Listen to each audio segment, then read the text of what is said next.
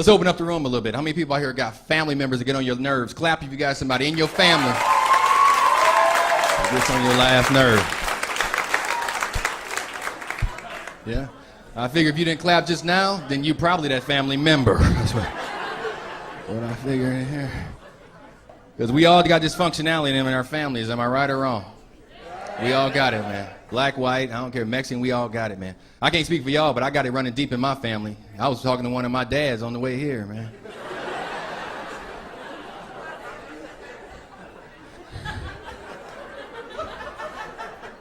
Dad number 4, sorry.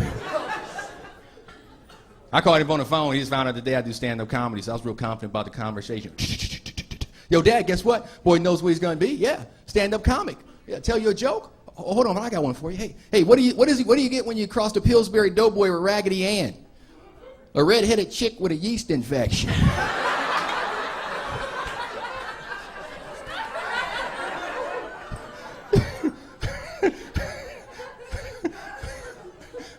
Dad didn't find that too funny, you know. Because my dad big on education. That's like his whole thing. That's his whole deal, you know. He was like, God dang, boy, what the hell you want to go and do that for? You mean to tell me you gonna go and waste 9 years of high school to do that?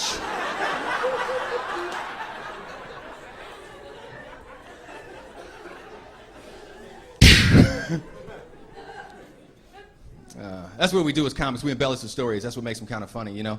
People always ask me, you know, my dad knows what I do. People always ask me, you know, Jason, how'd you get started in entertainment, you know? Well, actually, entertainment runs in my family. My father used to be a magician. Sucker disappeared when I was 2 years old.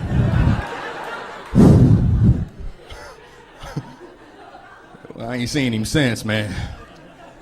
That's why I keep TiVo and cops. How many of y'all got kids out around applause? That's always fun to talk about. Got kids? Yeah? Yeah. I say if you got them, beat them. Yeah, a few of y'all know what I'm talking about? Yeah. I say we get out here right now and go whoop some kids' ass. Come on, let's go, man. Come on, let's go. Your first belt's on me, man. Nothing, the part of the reason why kids are so bad, man, and so messed up, and you know, our country's so messed up, in my opinion, is because I think the government has their hands in too much of us raising our own children. You know? Yeah. You know? They tell you what you can do and what you can't do now, don't they? Yeah, what do they tell you now? They say, don't beat your kids. Don't beat them. Give them time out. It works. Does it really work, seriously? Time out. Shoot. We didn't have time out coming up, though, did we? Well, I guess we did, though, didn't we? We had time out. It was called being unconscious. Those were the good old days, you know? You remember that time, man, when you would go over to your neighbor's house, do something bad, get a whooping from your neighbor, then get a call home from your neighbor telling them what you did, and get another ass whooping when you got home? Remember that? I caught the tail end of that generation. And my grandmother had some of the biggest hands you ever want to see on a woman. You ever hit so hard in your back, you have the sound knocked out of you? I mean, right down the center. Shut up!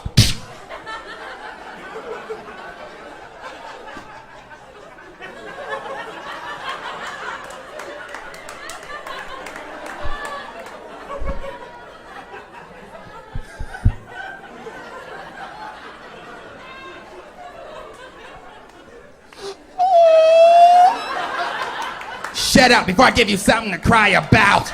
Remember that? Damn. What you just did, Grandma? Was that a love tap? The heck? Man, it's crazy. I don't know, man. Kids are a trip, man. You know, I ain't had no friends growing up. You know, I'm the only child, you know. My little nephew, he wanted all this stuff for Christmas, you know. Wanted one of those Sony PlayStation 3s. Is that what they call? Sony PlayStation 3s, man. Them things are like, what, $600, $700? You know, boy don't even get good grades, you know. I looked back at him and said, I had a PlayStation 2 coming up. It was called a backyard, sucker. Back there and play in your station. Got a $500 fence around there just for you, Bubba. You got to tell these kids where to go, man. Y'all messing with me, man. Nuts. I want all this stuff for Christmas, man. I love talking about kids, actually, because in my day job, before I was a stand-up comic, I wasn't always a comic. I had a day job just like everybody else, you know. I used to be a human resource specialist. That's what I told a beautiful lady, you know. That's what I told a beautiful lady when I met him, you know. You know what that means in layman's terms? I was basically a bus driver's assistant.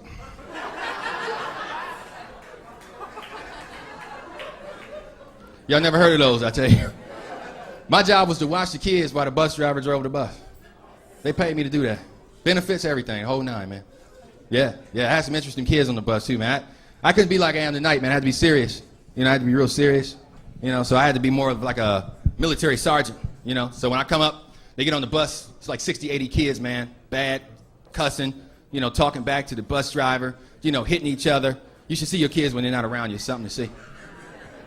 I stand at the front of the bus, they get all on, wait, put my hand behind my back like I'm about to do something to them. When I am talking, nobody else talks, please. When I am talking, nobody else talks, please. My name is Mr. Dixie. I'm the bus assistant on this bus. We got a few rules we're gonna go over. You keep your feet out of the aisle, you stay turned around, and you don't hit nobody. You do, you got a problem with me. Had like 60, 80 white kids going,